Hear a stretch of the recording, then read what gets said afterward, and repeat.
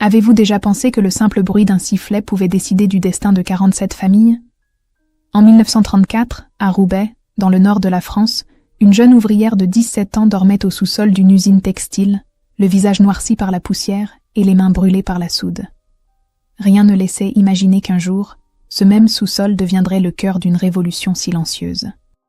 Car 40 ans plus tard, cette fille sans avenir allait devenir la femme qui commandait le sifflet de 6 heures.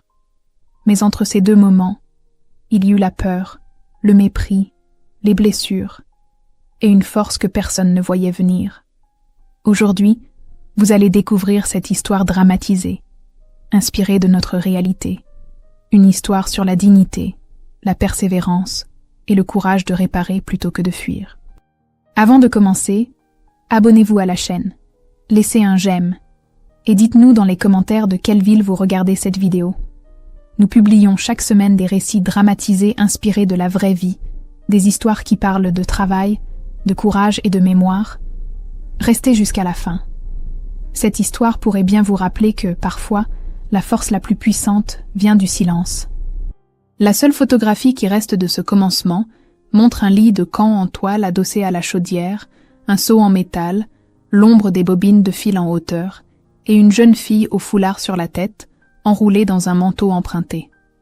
C'est 1934, dans le nord de la France, et Mariette Duhamel dort au sous-sol de la Tissage du Canal, à Roubaix. Elle a 17 ans, les mains crevassées par la soude caustique et la fermeté de celle qui n'a nulle part où aller. Ce que personne ne sait encore, c'est qu'en 40 ans, cette fille du sous-sol deviendra la femme qui commandera le sifflet de 6 heures. Mariette est montée de la campagne après la mort de son père, attirée par les promesses de travail au métier à tisser. Juste le temps d'économiser pour une chambre, disait-elle. Un mois plus tard, le sous-sol est devenu son adresse et le sifflet de 6 heures, son réveil. Les fiches de pointage conservées aux archives municipales de Roubaix montrent qu'elle n'a manqué aucun jour pendant les 3 premières années. Pas une seule absence. Pas même quand la fièvre la clouait au lit de camp, tremblante sous le manteau qui sentait l'huile de machine. À l'étage au-dessus, la routine oscille entre bruit et discipline. Balles de coton, vapeur, graisse, l'odeur sucrée de l'amidon. La contremaîtresse, Madame Brel, contrôle le temps de chaque geste. Le salaire de Mariette couvre à peine la soupe. Le reste, elle apprend à le résoudre par des échanges. Un pain contre 1 heure supplémentaire le dimanche. Un bain chaud consenti par le chauffagiste en échange de silence. Il s'appelle Baptiste Clavel, mécanicien de four, homme de peu de mots. C'est lui qui lui enseigne les trucs d'entretien. Écouter la machine, sentir la dent usée de l'engrenage rien qu'au toucher. Savoir réparer donne la liberté, dit-il. Mais Baptiste ne lui donne pas que des leçons. Dans l'obscurité du sous-sol, il y a des baisers qu'elle ne demande pas. Des mains qui prennent ce qu'elle n'offre pas. Mariette ne dit rien parce qu'elle a besoin du bain chaud, parce qu'elle a besoin d'apprendre, parce qu'elle a 17 ans et nulle part où fuir. Elle garde ce secret comme elle garde la photographie décolorée de sa famille, cachée sous le matelas qui sent la moisissure. Personne ne sait. Personne ne saura. Les autres ouvrières l'appellent celle du sous-sol. Elle rit de ses vêtements rapiécés quand elle monte chercher son pain à la cantine. Mariette sent la jalousie lui tordre le ventre quand elle les voit avec leurs amoureux aux grilles. Elle se déteste de cette envie. Elle se déteste de sentir la graisse et la sueur. Elle se déteste d'être là. Mais chaque matin, le sifflet sonne et elle se lève parce que c'est ça, ou mourir de faim dans un fossé. En 1936, le pays bout. Grève, chansons, congés payés. Au portail, la première photographie de groupe, des ouvriers souriants, des drapeaux improvisés. Mariette, derrière, les yeux plissés par le soleil. Ces images ont été publiées dans La Voix du Nord en juin de cette année-là. Il n'y a pas de miracle, mais il y a du souffle. Elle découvre les cours du soir de la Ligue laïque, lecture de tableaux, arithmétique commerciale. Les cahiers d'exercices qu'elle a conservés montrent ses fautes d'orthographe corrigées une à une. Elle apprend à enregistrer la consommation de charbon, les pertes par rupture de fil, le temps mort par machine arrêtée. Plus que Marie du sous-sol, Elle devient celle qui fait les comptes. La propriétaire de l'usine, Madame Vasseur, veuve, remarque la précision. Elle a la tête pour les chiffres, commente-t-elle sans gentillesse, simplement en constatant. Ce n'est pas de l'affection. C'est de la confiance dans la compétence. Mariette le comprend et n'attend rien d'autre. Elle a appris que la dignité ne se demande pas. Elle se gagne en silence, calcul après calcul, réparation après réparation. En 1937, elle ose proposer une réorganisation des postes pour réduire les trajets inutiles. Madame Brel la ridiculise devant l'atelier entier. « Vous croyez savoir mieux que nous, la fille du sous-sol ?» Les rires résonnent encore dans ses cauchemars. Mariette descend, s'allonge sur le lit de camp et pleure pour la première fois depuis la mort de son père. Puis elle sèche ses larmes, reprend son cahier et refait ses calculs. Elle ne proposera plus rien pendant 3 ans. Mais elle n'oublie pas. La guerre descend comme du verre brisé. L'occupation allemande réquisitionne les tissus. Une partie de la production passe aux uniformes. Le charbon manque, le pain diminue, la peur grandit. Baptiste disparaît en 1943. On dit qu'il a aidé à cacher du matériel pour saboter la production destinée aux occupants. Les archives de la résistance conservent une lettre de lui, interceptée par la Gestapo. « Si je survis, dites à Mariette qu'elle avait raison. » Il ne survit pas. Mariette maintient les machines vivantes avec du fil de fer et de la patience. Une nuit, le sous-sol inonde. Elle, seule, pompe l'eau, sauve les rouleaux. À l'aube, les jupes trempées, elle affronte Madame Vasseur. Si la chaudière s'arrête, l'usine meurt. La patronne acquiesce et lui tend une clé. Celle de la salle où se trouvent les livres de comptes. Ce n'est pas de l'affection, c'est de la confiance dans la compétence. Et Mariette sait que cette clé pèse plus lourd que tous les baisers volés de Baptiste. La guerre se termine, mais Mariette ne retourne pas au village pour l'enterrement de sa mère en 1946. Elle n'a pas l'argent du train. Elle reste au sous-sol, allongée sur le lit de camp, fixant la chaudière pendant 3 jours sans dormir. La culpabilité ne la quittera jamais. Des décennies plus tard, elle rêvera encore de sa mère l'appelant depuis un champ vide. Elle se réveillera en sueur, seule, le sifflet de 6 heures déjà en train de hurler. Les années de la reconstruction arrivent. L'État modernise, le crédit apparaît, la demande explose. Mariette a 29 ans et les mains si déformées par les produits chimiques qu'elle ne se ferme plus complètement. Les livres Keisha de l'Atissage du Canal, conservés dans les archives familiales Vasseur, montrent son écriture serrée, méthodique, sans une rature. Elle propose de petits changements. Repositionner les machines pour réduire les marches inutiles, modifier les horaires pour profiter de la chaleur résiduelle de la chaudière, négocier avec les fournisseurs des remises sur volume. Le gain d'efficacité se transforme en prime sur les feuilles de paie. Elle convainc la direction que la récompense réduit l'absentéisme. L'atelier, fatigué des promesses, commence à l'écouter. Elle connaît le rythme de nos dos, dit Giulia Bianchi, une Italienne qui tisse comme on prie. Stanislas Kowalski, un Polonais, plaisante. Si Mariette l'a noté, c'est juste. Mais Stanislas a aussi sa fierté blessée. Parfois, il sabote de petites choses. Un outil mal rangé. Un chiffre effacé sur une feuille. Juste assez pour lui rappeler qu'elle reste une femme dans un monde d'hommes. En 1954, à 37 ans, Mariette est élue au comité d'entreprise. Elle pleure dans le sous-sol ce soir-là. Pas de tristesse, de soulagement. Quelqu'un a voté pour elle. Plusieurs personnes même. Elle existe au-delà de la graisse et du bruit. Mais le lendemain, Madame Brel lui crache au visage dans les toilettes. « Tu te crois arrivée, la fille du sous-sol. Tu sentiras toujours la pauvreté. » Mariette essuie le crachat, se lave les mains et retourne aux machines. Elle ne dit rien. Elle note tout. Dans les années 50, Henri Vasseur, le fils, hérite du fauteuil. Il ne comprend rien au métier à tisser. Il comprend les voitures neuves.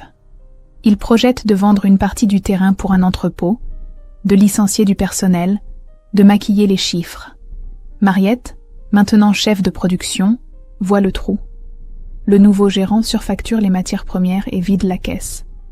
Sans lettres révélatrices ni dossier miracle, elle utilise ce qu'elle sait. Les chiffres, les témoins, la régularité. Elle convoque le comité d'entreprise, présente des séries de pertes, des corrélations entre achats et chute de stock, fait témoigner ceux qui ont vu les camions partir la nuit. La mairie, pressée par le chômage imminent, entre dans la salle. Henri, acculé, renvoie le gérant et recule sur le plan de l'entrepôt. Il apprend à la craindre. Mais la crainte n'est pas le respect. Il la hait. Il la hait parce qu'elle lui rappelle ce qu'il n'est pas. Quelqu'un qui connaît la valeur du travail. En 1958, la police l'interroge. Accusation de communisme. Menace de licenciement. Henri a soufflé son nom aux autorités. Mariette passe 6 heures dans un bureau gris, répondant aux mêmes questions en boucle. Avez-vous assisté à des réunions? Connaissez-vous des agitateurs? Elle répond avec les chiffres. Je connais 47 familles qui mangent grâce à cette usine. Le policier la laisse partir. Mais la peur s'installe. La peur de perdre le sous-sol. La peur de redevenir invisible. Les années passent. Mariette vieillit avec le bruit des métiers. L'insomnie est permanente. 4 heures de sommeil par nuit pendant 40 ans. En 1965, elle tousse du sang dans un mouchoir. Elle ne le dit à personne. Elle le lave dans l'évier du sous-sol et retourne travailler. Le corps envoie des signaux, mais Mariette a appris à ne pas écouter son propre corps. Elle a appris à écouter les machines. Giulia lui enseigne une recette de soupe italienne. Elle la partage les dimanches, assise sur des caisses dans le sous-sol. Giulia parle de sa famille restée à Turin. Mariette parle peu. Mais un dimanche, elle avoue « Parfois, je me demande ce que serait devenue ma vie si j'étais restée au village. » Giulia lui prend la main déformée. « Tu serais morte de faim ou d'ennui. Ici, tu es vivante. » Mariette ne sait pas si c'est vrai, mais elle veut y croire. En 1968, la colère des jeunes traverse les portails. Les ouvriers occupent l'atissage du canal. Mariette, qui n'est ni étudiante ni théoricienne, comprend l'urgence de la dignité. Elle dort sur le sol de la salle avec les tisserands, organise le réfectoire, monte des tours de garde pour que les machines ne deviennent pas des gravats. Là, dans le silence d'une aube, elle admet à Giulia qu'elle rêve encore du sous-sol. Je dors, et le sifflet me repousse en arrière. Giulia lui répond « Le sifflet ne te possède plus, c'est toi qui le possèdes. » Mais l'épuisement pèse. Mariette a 51 ans. Sa ménopause est précoce, douloureuse. Elle saigne en silence pendant les assemblées, serrant les dents. Un soir, elle crie sur Giulia pour un détail stupide. Elle ne se parle plus pendant 2 semaines.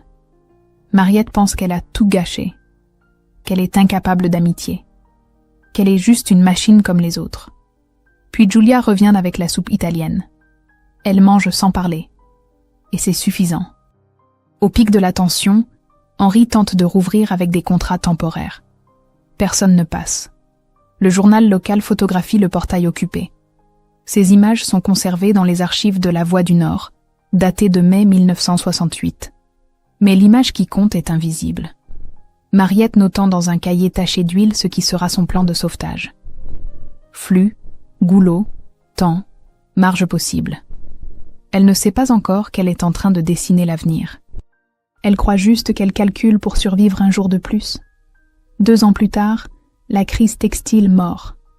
Concurrence étrangère, fibres synthétiques, crédit court. Les données de l'INSEE montrent que 234 usines textiles ont fermé dans le nord de la France entre 1968 et 1975. Henri décide. Fermer. Les syndicats annoncent la catastrophe. 47 familles sans salaire. 47 façons de mourir lentement. Mariette a 53 ans. Elle a passé 36 ans dans cette usine. Elle ne sait rien faire d'autre qu'écouter les machines et compter les pertes. Alors elle fait la proposition que personne n'attend, transformer l'usine en coopérative ouvrière. Pas un discours, un plan. Elle va au crédit coopératif, apporte les chiffres, montre comment réduire les pertes, quelles lignes ont encore un marché. Tissu technique pour ameublement, petit lot de qualité pour les maisons de couture régionales, contrat avec les ateliers de Lyon. Le gérant de banque, un homme nommé Pelletier, la regarde pendant 2 heures présenter des tableaux tracés à la main. Il finit par dire « Vous êtes folle ou courageuse ?» Elle répond « Je suis quelqu'un qui n'a nulle part où aller. » Elle propose de vendre sa voiture et sa maison modeste pour entrer avec ce qu'elle peut. Le reçu de vente, conservé dans les archives personnelles de Stanislas Kowalski, est daté du 18 mars 1973. Les collègues riment nerveusement, mais ils signent.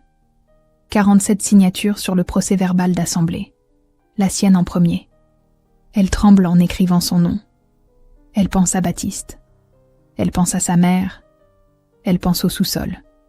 Puis elle pose le stylo et se dit « Si je meurs demain, j'aurai au moins essayé de commander mon propre sifflet. » Mais le premier refus de financement arrive en 1972. La Banque nationale dit non. Trop risqué. Trop ambitieux.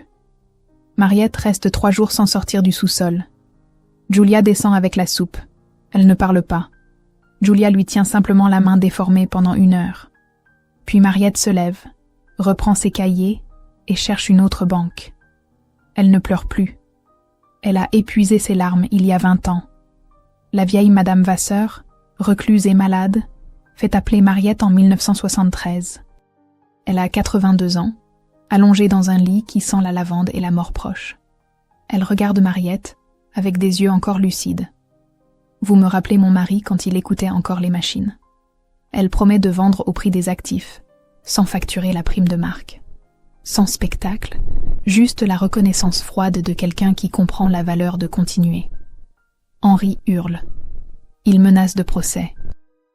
Son avocat essaie de prouver que Mariette est mentalement incapable de diriger une coopérative. Une femme de 56 ans, sans diplôme, qui a dormi dans un sous-sol. Comment peut-elle prétendre gérer une entreprise? Mariette se présente à l'audience avec 40 ans de fiches de présence, de livres de comptes remplis de sa main, de témoignages d'ouvriers. Le juge écoute Henri pendant 10 minutes. Il écoute Mariette pendant 1 heure. Il tranche. La vente peut avoir lieu.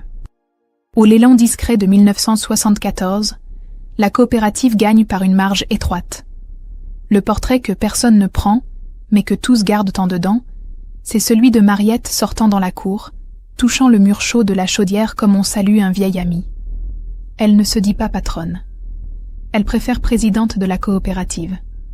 Pourtant, la ville comprend. La fille du sous-sol commande maintenant le sifflet. Le premier jour de propriété, elle descend au sous-sol.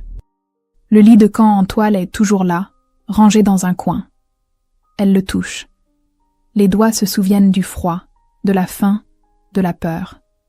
Elle remonte et dit à Stanislas « Nous gardons le lit. » Il demande pourquoi. Elle répond « Pour ne jamais oublier d'où on vient. » Stanislas ne comprend pas encore. Il comprendra plus tard. Les premières semaines sont un enfer. Les fournisseurs exigent des paiements anticipés. Les clients doutent. Pouvez-vous livrer? Êtes-vous sérieux? Une coopérative ouvrière. Henri appelle les journaux. Il prédit l'échec. Loucura de pauvres, dit-il.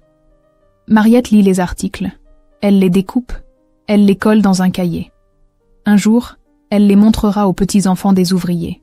Mais pour l'instant, elle doit juste survivre jusqu'à la fin du mois.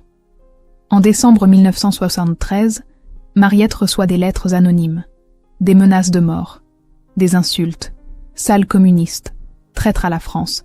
Elle les brûle dans la chaudière. Julia lui demande si elle a peur. Mariette répond « J'ai peur depuis que j'ai 17 ans. La peur ne m'arrête plus. » Elle ment. La peur l'arrête chaque matin.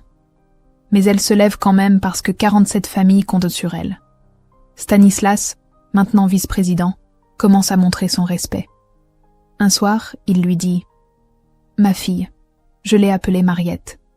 C'est la première fois qu'un homme la traite avec une tendresse qui ne demande rien en retour. » Elle ne sait pas quoi répondre.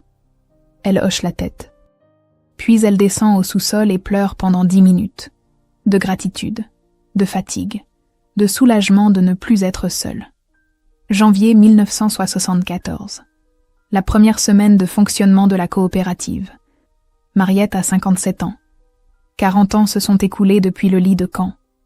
40 ans de soda caustique, de vapeur, de sifflements qui résonnent dans ses cauchemars. Elle regarde les machines tourner et pense « Nous y sommes arrivés ». Puis la chaudière tombe en panne. le silence s'installe. Le silence qui signifie le chômage, la faim, la honte. Et Mariette comprend que le vrai combat ne fait que commencer. C'est le 7 janvier 1974. Premier lundi de la coopérative. Mariette se réveille avec de la fièvre. 38,5 degrés. 40 ans de vapeur et de poussière ont creusé leur tunnel dans ses poumons. Elle tousse en s'habillant, du sang sur le mouchoir. Elle le cache. À 6 heures, le sifflet sonne. Elle monte les escaliers du sous-sol, une marche à la fois. Chaque pas pèse 40 années. À 8h20, la chaudière émet un son étrange. Un gémissement métallique que Mariette reconnaît immédiatement. Elle court. Trop tard. Le silence s'installe. Les métiers s'arrêtent. 47 visages se tournent vers elle. 47 façons de demander. Est-ce la fin? Les fournisseurs ont dit « Si vous arrêtez plus de 48 heures, nous coupons le crédit. » La banque a dit « Si vous arrêtez, nous exécutons les garanties. » Henri Vasseur appelle les journaux. Je l'avais dit. Folie de pauvre. Julia descend au sous-sol où Mariette est assise sur le lit de camp, la tête entre les mains. Julia lui dit doucement « Tu as déjà fait plus que personne.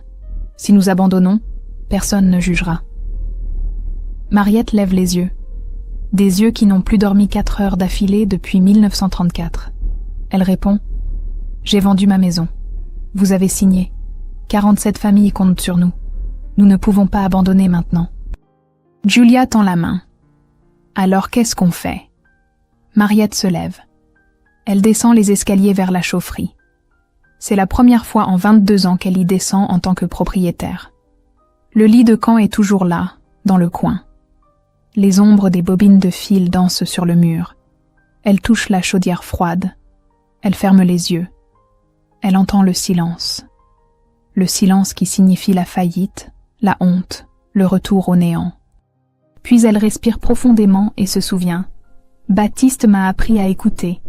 Elle pose la main sur la tuyauterie, sans la vibration minimale. Ce n'est pas mort. C'est juste cassé.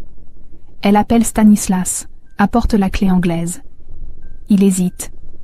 Mariette, tu n'es plus de la maintenance.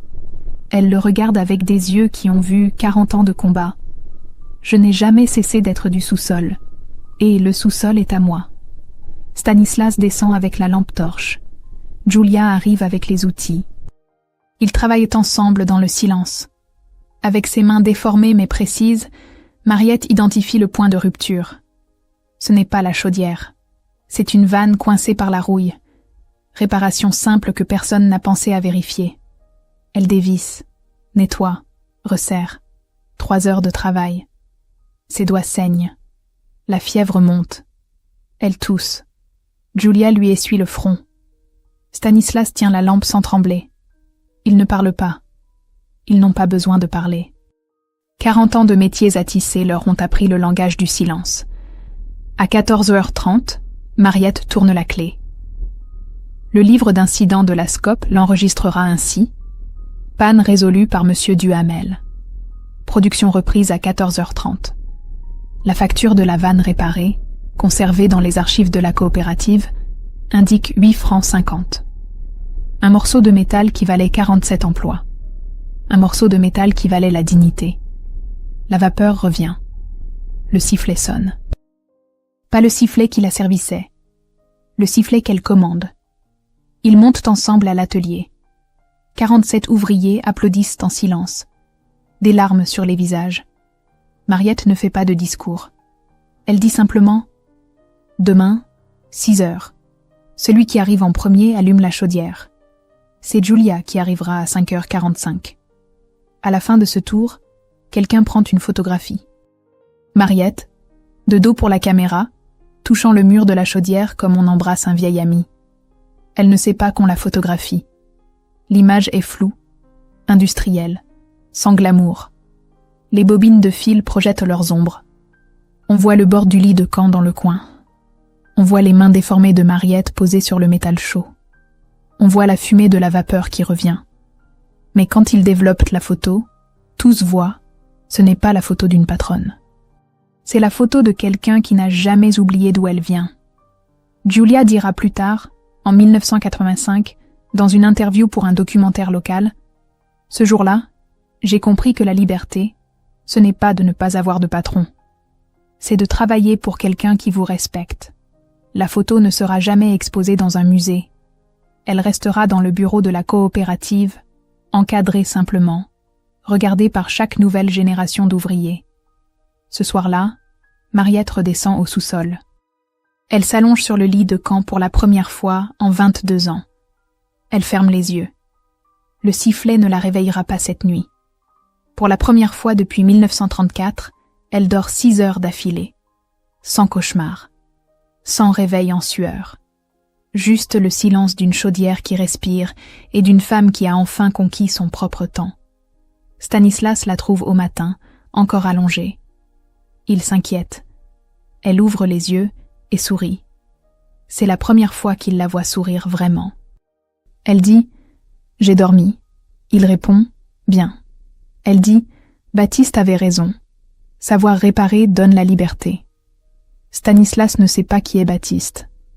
Mais il comprend que dans ce sous-sol, quelque chose de plus grand que la réparation d'une vanne vient de se produire. La coopérative survit. Les premières semaines sont difficiles, mais les commandes arrivent. Petites, régulières. Les ateliers de Lyon tiennent parole. Les maisons de couture régionales recommandent la qualité. Ce n'est pas un miracle. C'est du travail, des calculs précis, de la patience. Mariette ne dort toujours que 4 heures par nuit. Mais maintenant, c'est par choix. Pas par peur du sifflet. Henri Vasseur essaie encore de nuire. Il répand des rumeurs. Qualité médiocre. Livraison en retard. Mais les chiffres parlent. Les clients reviennent. En 1975, la mairie de Roubaix déclare une journée de la dignité ouvrière. Le maire mentionne Mariette. Elle n'assiste pas à la cérémonie. Elle est dans l'atelier, à vérifier les commandes. Quelqu'un lui apporte le journal avec sa photo. Elle le plie et le range dans son cahier. À côté des articles où Henri prédisait son échec. En 1976, Stanislas Kowalski, veuf depuis 2 ans, demande à Mariette de dîner. Elle a 59 ans. Elle ne sait pas comment dire oui. Elle ne sait pas comment accepter qu'un homme puisse la vouloir pour autre chose que du silence ou de la compétence. Ils dînent dans un petit restaurant près du canal. Ils parlent de machines, de chiffres, de vapeur. Puis Stanislas dit « Vous êtes belle ». C'est la première fois de sa vie qu'on lui dit cela. Mariette pleure dans sa serviette. Stanislas attend. Il a appris la patience avec les métiers à tisser. Il ne se marie pas. Mais ils partagent les dimanches. Ils lisent le journal côte à côte dans un silence qui n'est plus celui de la solitude. C'est celui de la compagnie choisie. Mariette apprend qu'on peut être touché sans avoir peur, qu'on peut être aimé sans devoir quelque chose en retour. Stanislas lui apprend à rire. Pas beaucoup. Juste assez pour que les rides autour de ses yeux changent de direction. La coopérative ne devient pas un empire. Elle survit. Elle investit lentement, crée un fonds d'urgence. Les livres de comptes montrent une croissance modeste mais régulière. En 1978, ils embauchent 3 nouveaux ouvriers. Les enfants d'anciens tisserands. Mariette les forme personnellement. Elle leur montre comment écouter les machines. Comment sentir la vibration qui dit « Bientôt, je vais casser ». Comment réparer avant que le silence s'installe. Elle leur montre le sous-sol. Le lit de camp. Elle dit « N'oubliez jamais d'où vous venez, parce que c'est ça qui vous empêchera de devenir comme Henri Vasseur. » En 1980, Stanislas meurt. Crise cardiaque, rapide. Mariette le trouve dans le fauteuil, le journal encore ouvert. Elle s'assoit à côté de lui pendant 3 heures. Elle lui parle. Elle lui dit merci. Elle lui dit qu'il lui a appris qu'il n'est jamais trop tard pour recommencer. Elle trouve une lettre dans sa poche. « Tu m'as appris que recommencer n'a pas d'âge. » Mariette la plie, la range dans le cahier à côté de l'article où Henri prédisait son échec et du reçu de vente de sa maison. Elle retourne au travail le lendemain. Julia lui dit « Tu peux prendre du temps. » Mariette répond « Le temps, je le prendrai quand la chaudière s'arrêtera pour de bon. » Julia comprend. Ce n'est pas du déni. C'est la façon dont Mariette honore les morts, en continuant, en ne laissant pas le silence gagner, en maintenant les machines vivantes. En 1982, à 65 ans, Mariette prend sa retraite. 48 ans dans cette usine. 48 ans depuis le lit de camp. L'Assemblée générale de la coopérative vote pour lui offrir une pension décente. Elle refuse d'abord. Elle dit « J'ai juste fait mon travail ». Julia lui répond « Justement. Et c'est pour ça qu'on te paie ». Mariette accepte. Pas pour l'argent. Pour le symbole. Pour prouver qu'une fille du sous-sol peut finir avec une pension de présidente. Le jour de son départ, elle ne veut pas de cérémonie. Mais ils en organisent une quand même. 47 ouvriers, dont certains n'étaient pas nés quand elle a dormi sur le lit de camp. Elle leur remet la clé du bureau à Julia, maintenant présidente. Puis, elle descend au sous-sol une dernière fois. Elle s'assoit sur le lit de camp. Elle ferme les yeux. Elle respire le métal, la vapeur, la mémoire. Elle pleure pour la première fois en 48 ans. Pas de tristesse, d'épuisement heureux. J'ai réussi, chuchote-t-elle à Baptiste, mort depuis 39 ans. Tu as dit que savoir réparer donne la liberté. Tu avais raison. Elle pleure aussi pour sa mère, morte depuis 36 ans. Pour toutes les fois où elle a eu honte de sentir la graisse, pour toutes les nuits où le sifflet l'a réveillée en sueur, pour tout ce qu'elle a enduré pour arriver à ce moment, assise sur un lit de camp, dans un sous-sol qu'elle possède, dans une usine qui porte sa dignité. Mariette vit jusqu'en 1996. Elle meurt à 79 ans, dans son appartement près du canal. L'appartement qu'elle a pu acheter avec sa pension. Julia est à ses côtés. Les derniers mots de Mariette sont « Le sifflet ne me réveillera plus ». Julia lui tient la main déformée et répond « Non, maintenant, c'est toi le sifflet ». La photographie, celle où Mariette touche le mur de la chaudière en 1974, reste encadrée dans le bureau de la présidence de la coopérative. Pas dans un musée, pas dans une exposition publique. Juste là, sur le mur, où chaque nouvelle génération de présidents la voit chaque matin. En dessous, une plaque simple. Mariette Duhamel, 1917-1996. Elle a dormi au sous-sol. Elle a commandé le sifflet. Elle ne nous a pas appris à rêver grand. Elle nous a appris à ne pas abandonner. L'atissage du canal existe toujours aujourd'hui. Ce n'est pas une grande entreprise. C'est une petite coopérative qui survit, qui investit prudemment, qui forme ses ouvriers avec patience. Le sous-sol a été rénové, mais le lit de camp est conservé dans une vitrine en verre. Les nouveaux employés font une visite le premier jour. On leur raconte l'histoire de Mariette. On leur montre la photo floue. On leur dit « Voilà d'où nous venons ». En 2015, la petite fille de Giulia Bianchi, devenue présidente de la coopérative, reçoit une proposition d'achat. Une grande entreprise offre 10 fois la valeur du terrain. Elle refuse. Les actionnaires s'indignent. Pourquoi refuser? Elle répond en montrant la photo. Parce que Mariette ne nous a pas appris à vendre. Elle nous a appris à tenir. Et tant que cette chaudière respirera, nous tiendrons. L'histoire de Mariette n'est pas une histoire de miracle.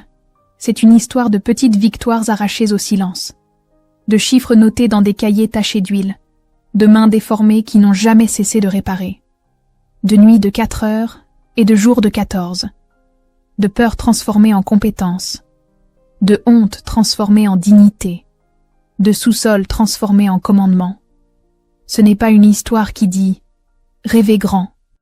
C'est une histoire qui dit « tenez bon, écoutez les machines ». Écoutez les gens.